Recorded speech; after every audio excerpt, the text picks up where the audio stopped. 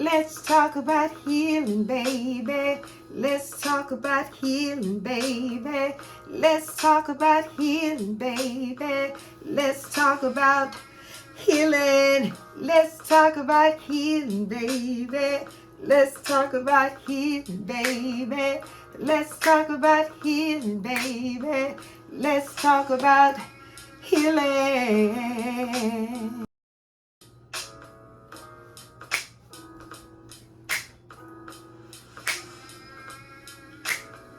Let's talk about healing, baby. Let's talk about healing, baby. Let's talk about healing, baby. Let's talk about healing. Let's talk about healing, baby. Let's talk about healing, baby. Let's talk about healing, baby. Let's talk about healing.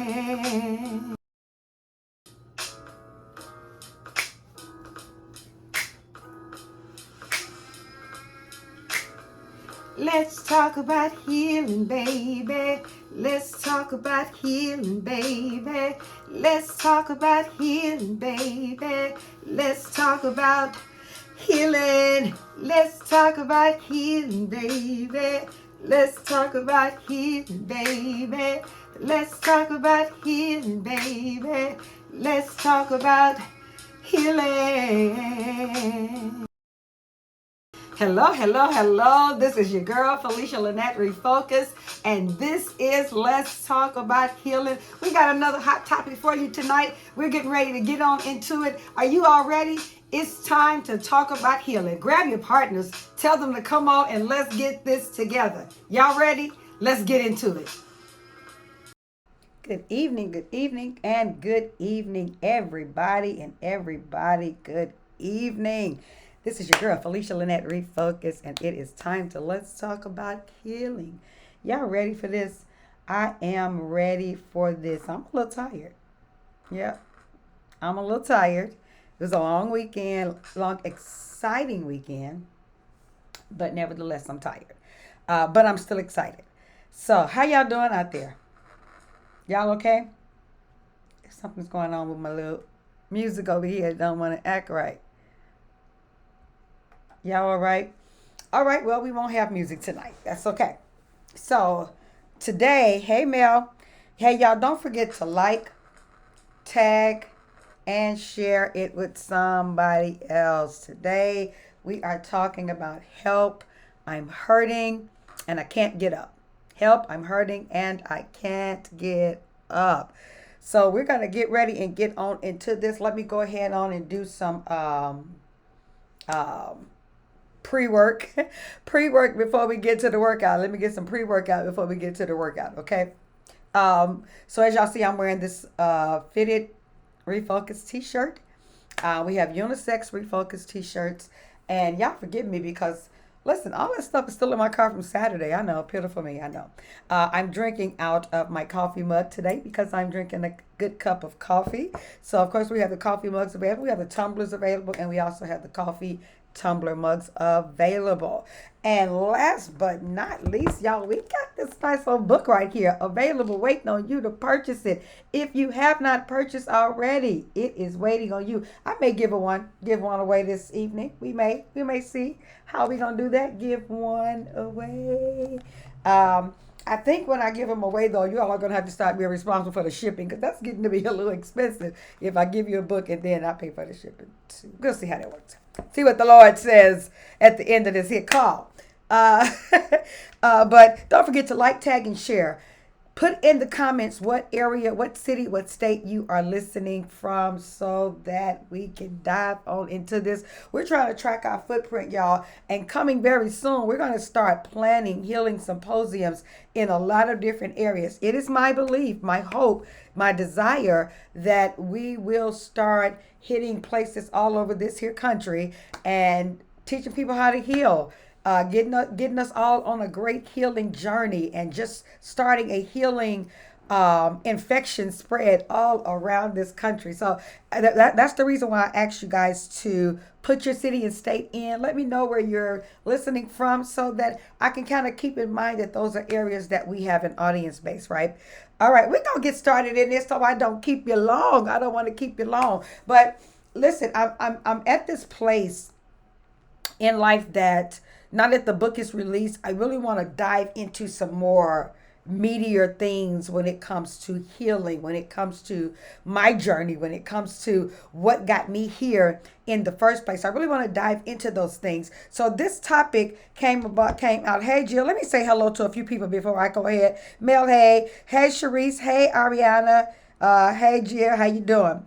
So yeah, I really want to dive on into some other areas now. I want to hit this hard because I hear you, Makia, Las Vegas in the house. Everybody else, don't forget to let me know what city or state you're listening from. And if you are listening on another platform, such as my private page, I may not be able to see that you're typing that in right now, but it's okay. Type it in and I'll see it later. But I want to dive into some more personal things and why and how we get out of here. And I'm gonna do my best not to cry, y'all, because I have cried enough this weekend. But I want to dive into when a person's hurting and you feel stuck there. And how do you come up out of that trauma? How do you get up out of that? How do you remove yourself from that? Because the trauma's there and the trauma's real and the pain that you feel is very evident. You feel it. And the difficult part in that is hi Sonia. The difficult part in that is you almost feel like nobody else around you understands what you're going through. They may understand trauma, but they don't understand what you're going through. I lost some good friends last year because, well, I lost some people. Let me say it that way. I lost some folk last year. Okay, Sharice, I got you. I lost some folk last year because I kept saying, you don't understand what I'm going through.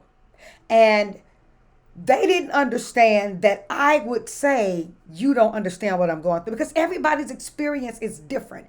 Everybody's trauma is different. Trauma is trauma, but the outcome and the experience or the map to going through it is totally different from anybody else's journey. And so it is factual to say you don't understand what I'm going through. It's almost like two people grieving for relatives. They may not understand your grief level because they don't understand your relationship level.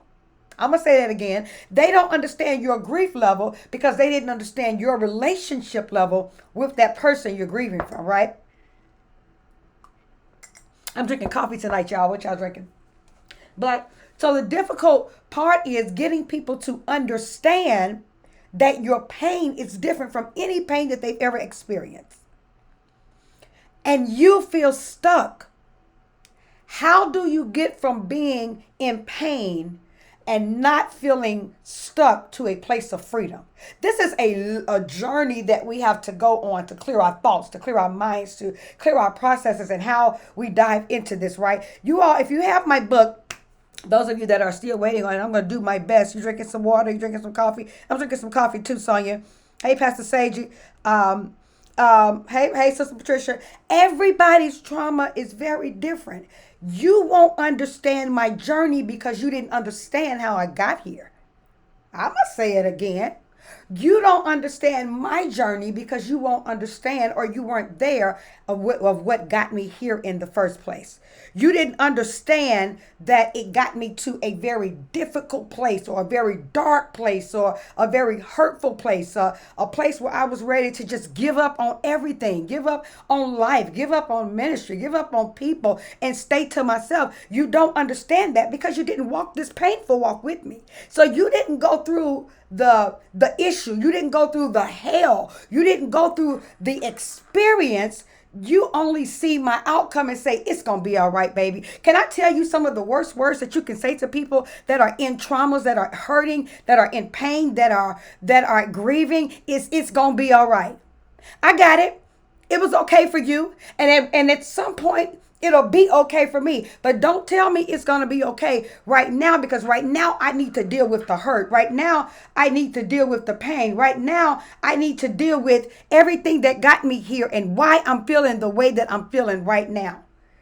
You don't understand the level of the pain that I'm experiencing. Help, Mom. I'm hurting and I can't get up. I'm dealing with this and it's beating me down every single day. Last year was dark for me. A lot of people saw it. A lot of people talked about it. A lot of people walked out on me. A lot of people ostracized me. A lot of people sided with others, even though their relationship was with me. And it almost felt like the trauma increased daily. Like if it was like I'm getting to a peaceful place today, and I'm okay today, and then tomorrow it was another thing. No one can tell you how long to deal with the pain and go on your journey, because everybody's journey is different. No one can tell you how long to grieve. No one can tell you how long to hurt, because you're the one dealing with this, and you have to take your time and deal with it carefully. Watch this, it's going to be good, so that you never have to repeat that again. Because a lot of times what people do is we experience pain, we experience trauma, we go through hell, and we hurry up and get out of it. Y'all heard me tell y'all that my dear late aunt used to say the one way to get over one relationship is to get right into another one. Well, what happens when you do that? You get into the other one with the same mess that you had before, and you carry that baggage and that stuff right on over with you, and it spills over into that relationship. And because you never dealt with the hurt and the pain there, you're now still dealing with it, and now causing more hurt, trauma, and pain, and it's constantly growing because you never dealt with it in the first place. Take your time and heal. Go get yourself some healing. Ain't no need to hold this stuff in, because you do have to eventually release it, but you got to go through it like a good old soldier. Y'all know what to do every time I say go and get yourself some healing. Put in those comments, I believe I will. You got to understand that in order for you to properly heal, you must go through it. Not over it, not under it, or not around it. You got to go through this storm and weather all stages. I'm going to give you a great analogy. Y'all see I got these sister locks in my hair, right? When I first got these sister locks, all you would hear from people is trust the process. Because when you first get them, it makes your hair look thin, especially if you already got thin hair. Makes your hair look thin and makes you look real scalpy, and you makes you look like a plucked chicken. But everybody that's further down the road says trust the process. Just got to trust the process. But you're in the beginning stages of it looking like, I don't know, this process, I don't know about this one. I know what y'all saying, what y'all going through, but right here where I'm at, this don't look good. But in order for me, I've been locked now for 2 years. In order for me to appreciate this stage, one person told me something. She said, you will love them when you go through all stages. I never understood that, because the first 3 months I chose to wear a wig. She said, don't wear your wigs. Take your wigs off and wear each stage, because then you will appreciate the next growth stage. That's the way healing is. When you go through all of your stages, all of your healing processes, every single stage, you get to appreciate where you are now. Where I am now is not my final destination. Where I am now is not my end all be all, but where I am now is nowhere near where I was last year. And the reason I can appreciate where I am now is because I've gone through stages, because I've gone through processes. I've gone through things to get to where I am today. This wasn't an easy journey. And I want to tell you, I want to talk to some people right now who are hurting, who are in trauma, who are in pain, who feel like I've fallen and I can't get up, who feels like everybody has walked out on me. They're talking about me. They're kicking me while I'm down. They're sabotaging me. Everything that you are experiencing. I may not understand the level of pain that you are experiencing right now. But what I can tell you is go through every stage. And although the stage that you're currently in may not feel good, where you will be in the future, you'll be able to look back on this and say, I can't believe I made it out of that. Y'all, when I tell you some of my darkest moments, when I look back and I'm like, I have sat literally and read this book since it's been published 6 times as though I was not the author. 6 complete times.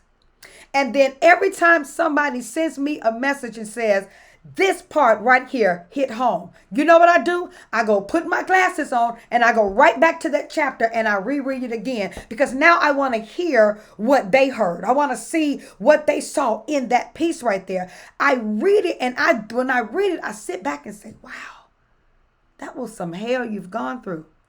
But look where you are now. Look how God has brought you out. The place that you're in right now may not feel good. But baby, go through these stages. Go through every single stage of your healing journey. Day by day. There were moments that I wanted to, and I did. Some days I would go to work and leave and come back. Because I needed to cry. I needed to release. I needed to yell and scream. And there are moments that you'll have in your life that you feel like, I just want to pull my hair out. I just want to throw in a towel. I'm ready to end it all. I don't even want to be here anymore. Imagine all of this hell happening during a pandemic. We often say as pastors that this whole pastoring a church was totally different during this time frame because none of us understood how to pastor during a pandemic. We didn't have the answers.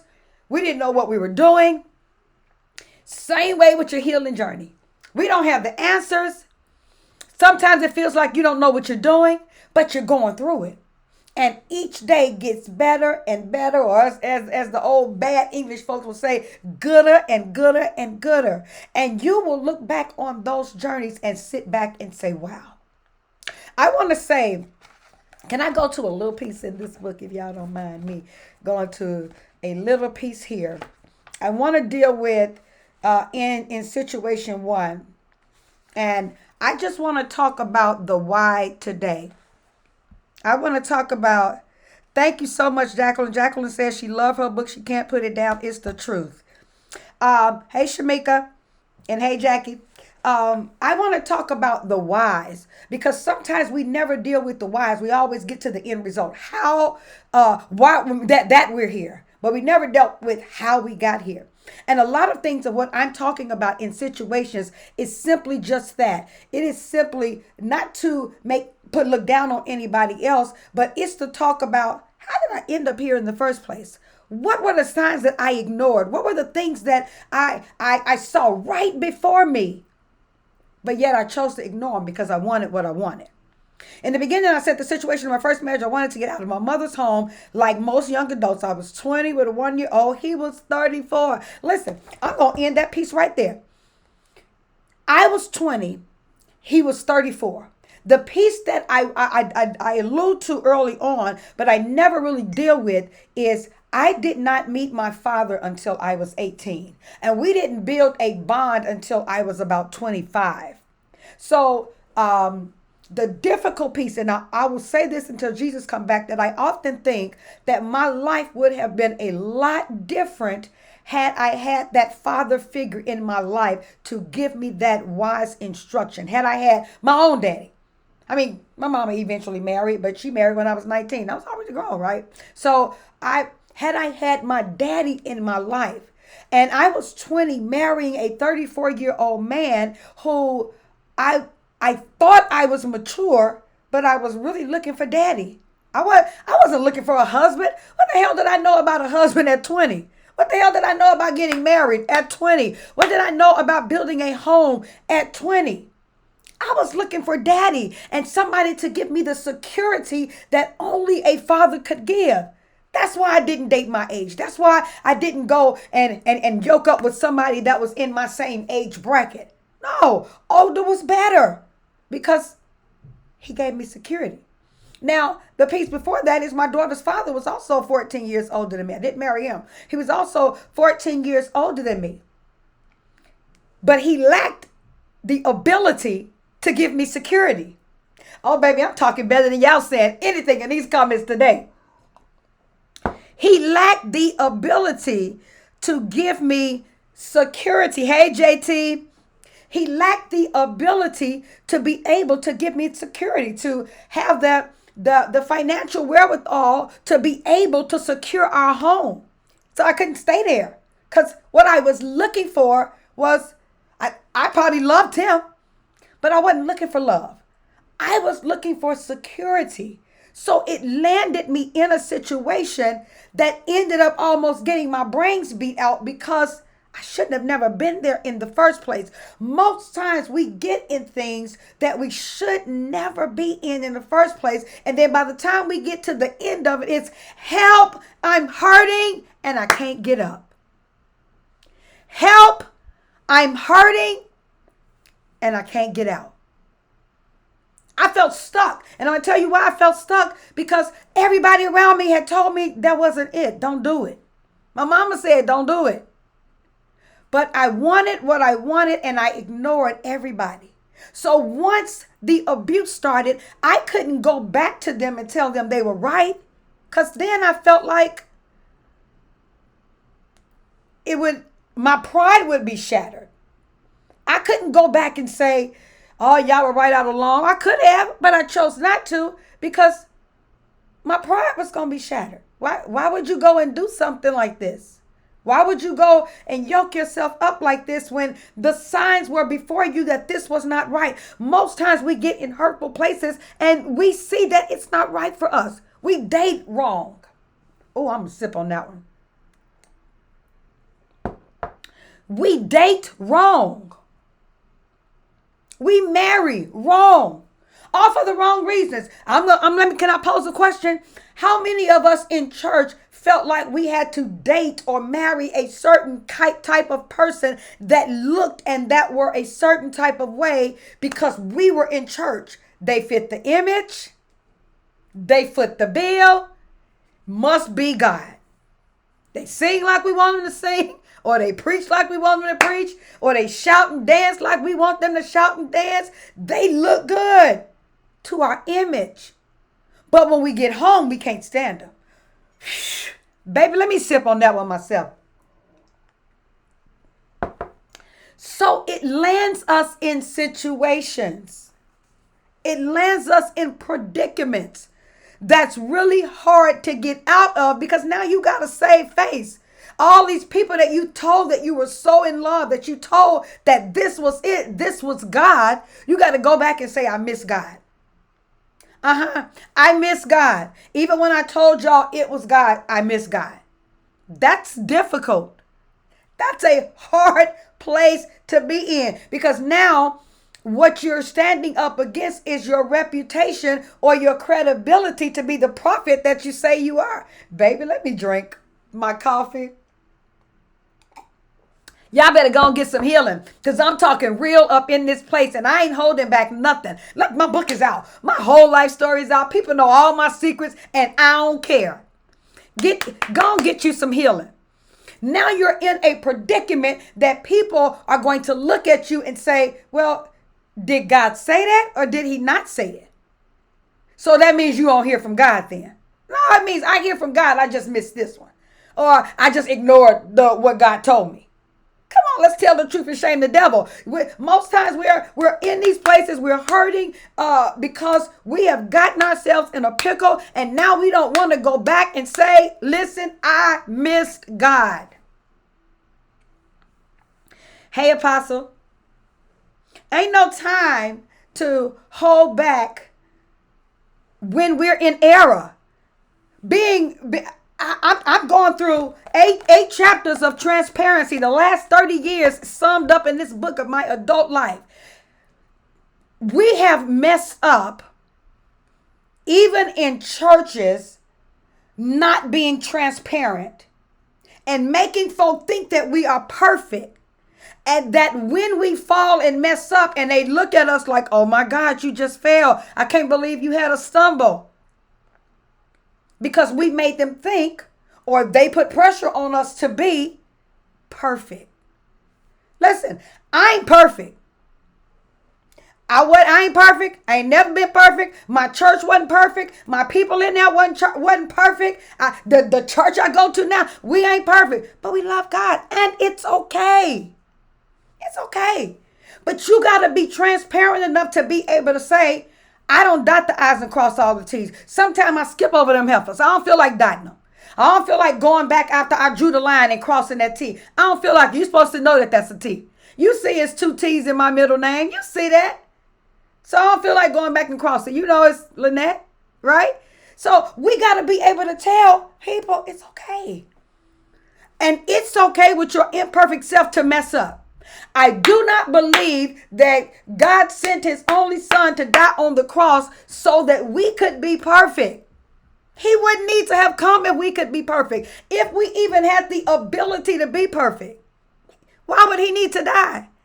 Y'all stop fooling yourselves and stop letting people in church fool y'all to make y'all feel like you got to be this perfect person. And if you ain't perfect, then you ain't a prophet and you can't tell me nothing. No, the Bible say that we only know in part anyway. Stop trying to act like you know it all. Baby, let me drink my coffee and go and get me some healing. Y'all better do the same. Go and get yourself some healing.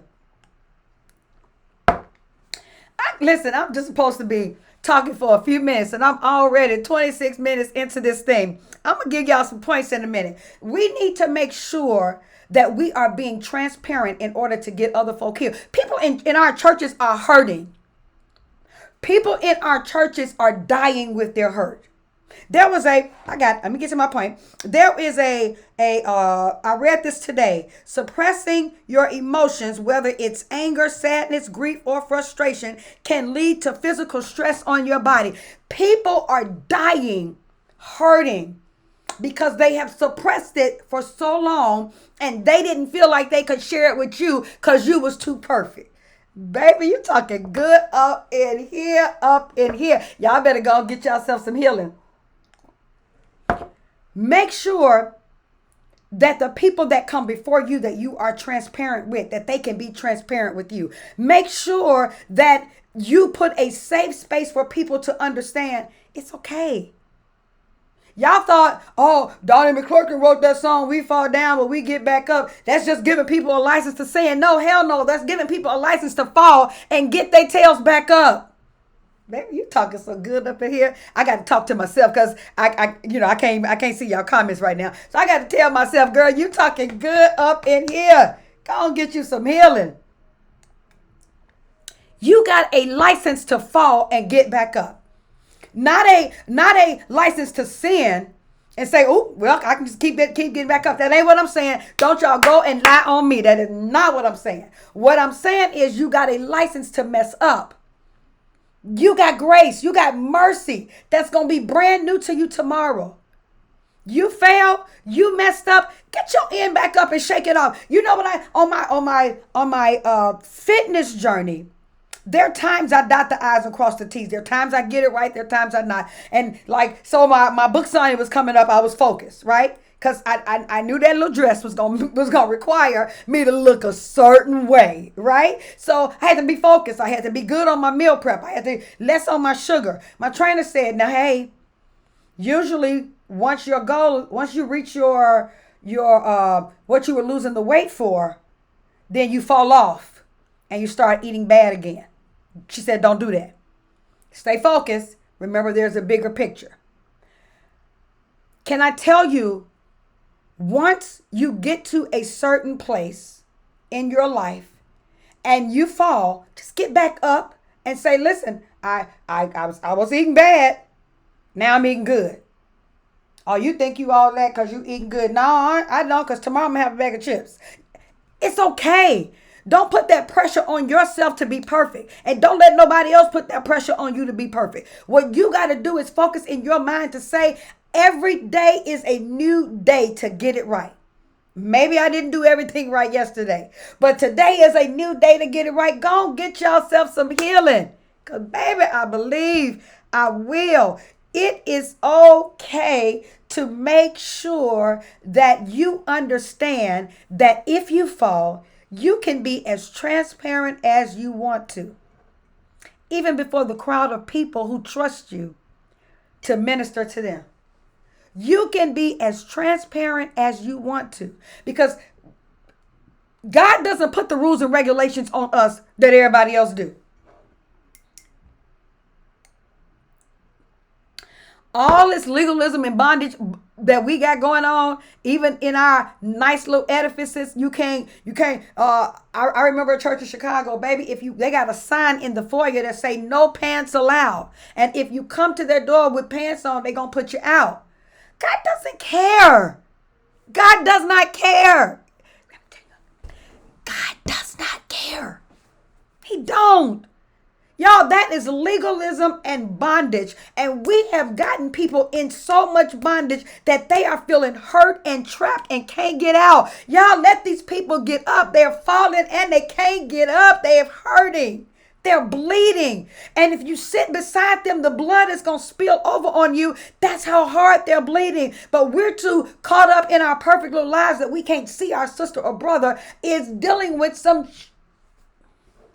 Y'all ain't ready tonight. Folk are hurting. Folk are dying with hurt. Folk are committing suicide with hurt. Folk are hurting other people, taking their traumas to other people. They're hurting. And they're hurting more people, because that's what hurt people do. They hurt people if they don't go and get themselves some healing. I'm going to give y'all my point so we can get on up out of here. First thing you want to do, help, I'm hurting and I can't get up, is acknowledge the emotion. You cannot, if you don't acknowledge that you're hurting, there's no way to begin this healing journey. You must acknowledge your emotion, recognizing that you are feeling a certain type of way. It's important. It's important to your journey. Recognize, this is how that made me feel.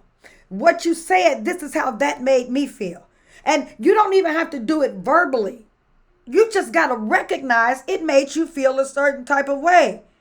You do have to acknowledge it, at least internally. You got to heal. And it's time to heal. The second thing you want to do is confront the cause. Now watch this when I say confront the cause, because sometimes you may not be able to. If you're able to confront who and what hurt you, absolutely, by all means do so. But if you're not able to confront the actual person or situation that's triggering the hurt, the trauma, what you want to confront the cause of the problem so that you can get to resolving the problem. Confront the cause of the problem. Yeah, I just told y'all in chapter 1 how I got to where I got to. The problem was I was looking for daddy. I was looking for daddy and I married older.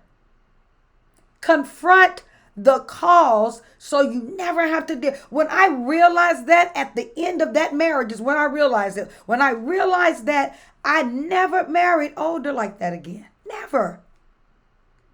You all will see, I've gone through several situations in this book, right?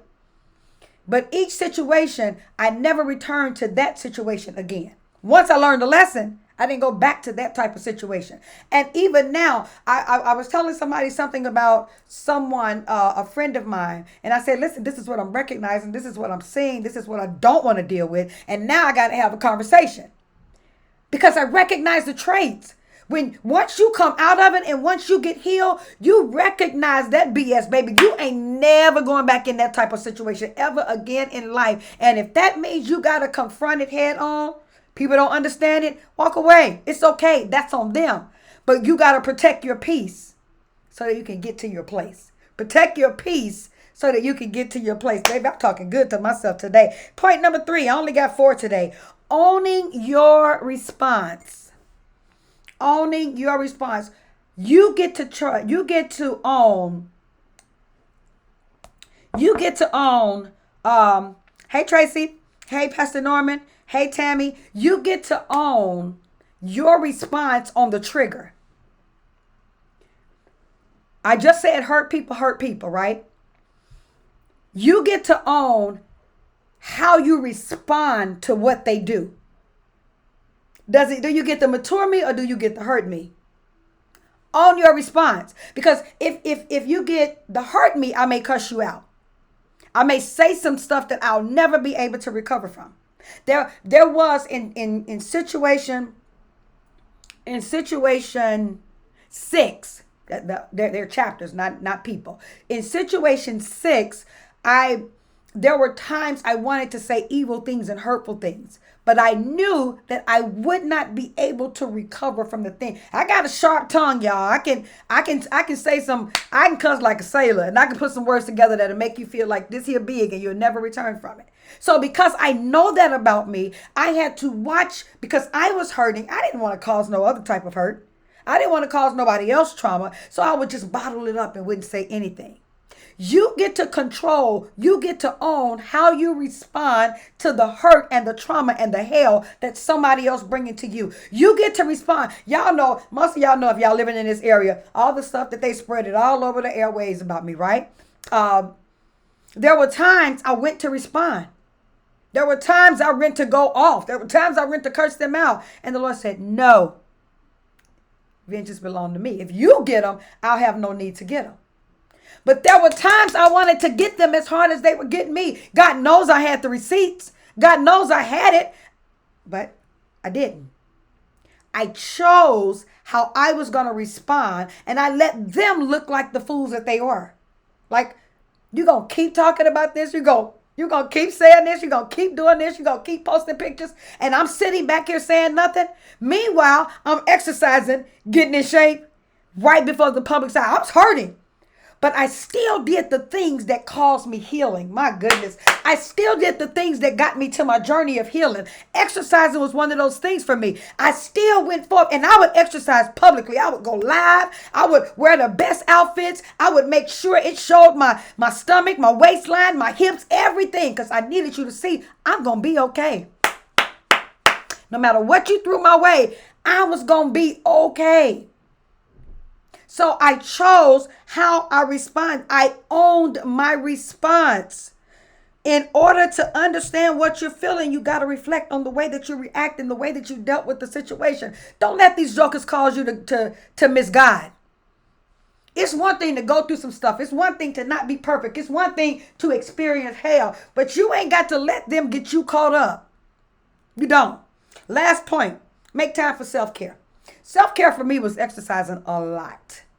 It wasn't getting my nails done because I couldn't. It was too much talking in the nail shop. It wasn't getting a pedicure. None of that stuff was self-care for me. Getting in my car, driving with no music, just looking at God's creation, looking at nature, driving to some water and just sitting in front of it. Grabbing my Bible, reading, laying in my floor, praying and crying out to God. Those were my self-care moments for me. In the counseling industry, they will call it psychodrama. We talked about this early on in my very first live for Refocus. Was your psychodrama? What is that thing that gets you to your place of peace? For some of y'all, it is praying. For some of y'all, it's listening to music. For some of y'all, it's reading y'all Bible. For some of y'all, it's drinking a glass of wine. For some of y'all, it's rolling up one. Because I always go too far, right? Whatever. Man, y'all sitting over there rolling up, burning up, doing whatever, smoking your cigar, smoking your reefers, as the old folks used to say. But you don't want nobody to know. So when somebody talk about it, it's, oh my God, I can't believe she over there so co-signing somebody getting high. I am, because if it gives you peace away from the hell and the drama and the trauma of others, do whatever it is that's going to get you your peace. Girl, how you a pastor telling people to roll up? Y'all better go and get y'all some healing. However you got to go get your healing. Get your healing. Use your psychodrama. And it ain't nobody business but yours. It's your life. It's your body. Nobody has a heaven or hell to put you in. But God, what you need to do Go get yourself some healing. Can I give y'all a couple of numbers and I'm going to give away a book today? I am. I'm going to give away a book and guess what? I'm going to pay for the shipping, but I'm going to stop paying for this shipping. I'm going to stop paying for this shipping later. Hey, Demetrius. Hey, Sharonda. I'm going to stop paying for this shipping after a while. The crisis and mental health hotline number is 844-549-4266. 844-549-4266. You dealing with crisis, depression, any of that stuff. Listen, y'all get some help. Talk this stuff out. Do not bottle it in. It hurts you more. It hurts you more. The suicide hotline is 1-800-273-8255. Can I tell y'all something? If it wasn't for my babies, I would have checked out of this world a long time ago. Because some of y'all trying to act like I'm the only other person that said, you know what, God, this is it. Forget it. Just bring me on home to glory. I'm over this. Every time I had a thought like that, I thought about Shay and Michaela. That's what I thought about. Those were my whys. They were my stick it through. They were my reasons that I did a lot of stuff that I did because it was better for us, right? There were a lot of reasons that I ended up in situations because I was considering them. Why wouldn't I consider them when they come to my life? There were times I didn't want to live. There were times I didn't want to do this anymore. I didn't want to pastor anymore. I didn't want to preach anymore. I didn't want to sing. I didn't want to do nothing. Go to church. I didn't want to do nothing. It's tripping me out every single Sunday that I get up to be on time for church because I didn't want it. I was over it. I had committed spiritual suicide and I was fine. I didn't care. But once you get to that place of healing, the things that you love, they all come back. Baby, listen, I'm talking good up in here. When you get to that place of healing, the things that you love, they all come back. The things that you love, they all come back. Because it's your first love anyway. Praying was my first love. No reason that why when I started going through hell and I needed to get to my place of peace, that I ended up in prayer. That I ended up on my face. Because it was my first love. That's how Beyond the Veil started. We started off by doing conferences and a prayer women's group in my house. Every Monday night, we would be laying on the floor. About 5 of us women would be laying on the floor in my house, crying out to God. Every Monday night. That's how it started. And I called it Beyond the Veil because that's where we were trying to go. When you get to your place of healing, you fall back in love with the thing that brought you peace in the first place. Y'all gonna get yourself some healing because it is time that you absolutely do that. It is time that you absolutely do that. That's right. That's right, Demetrius. Don't judge me. Judge yourself. You good. You good. That's my favorite comment. Don't judge me, judge yourself. You are absolutely right. Tracy, I appreciate you, Mr. Tracy. I appreciate you. She says she read Situations in a few hours. It was a great read, and it is helping so many people. To God be the glory. Listen, if you have not gotten this book, what you waiting on? What you waiting on? This book now, I've sent out an announcement today for those of you who have signed up for my email blast. It is now on Amazon. Now, when you go on Amazon, it's going to say not in stock. But that's because they print on demand. Okay? They are printing on demand. So it's still okay to go ahead and order the book. And then they'll email you when it's getting ready to print. Barnes and Nobles have it online. Go ahead on and order your book. Order your book. It's still available on my website, FeliciaLynette.net. What y'all waiting on? Let's get this book in y'all hand. Now, the only way that I can sign your book is that you order it through my website. It'll come to me first. And then I'll ship it until I come to your area. And I'm coming to your area. So if you order from Amazon, if you order from Barnes and Nobles, no worry. I'm coming to your area. You'll be able to bring your book and I'll sign it right there for you, okay? I'm giving away a book tonight. Let's see what we're doing. Let's see. Can everybody just say hello? Everybody that's still on the live, just say hello. Just give me a hello, everybody that's still on the live. And it's okay if you already have your book. If you win the book now, give it to somebody. Okay? I like to be fair. Okay, Demetrius, I see you still there. Who else is still on the live? Makia, okay. Anybody else still here? I see a few more people. Hey, Key. All right, really quickly. Let me type it. Let me type it so y'all won't be thinking I'm lying trying to come up with something. I'm thinking of a number between 1 and 7. I'm thinking of a number between 1 and 7. Give me the number. Whatever number. Please only guess one time, y'all. Don't go through all 7 of the numbers, okay? Give me a number between 1 and 7. 1 and 7. Give me a number.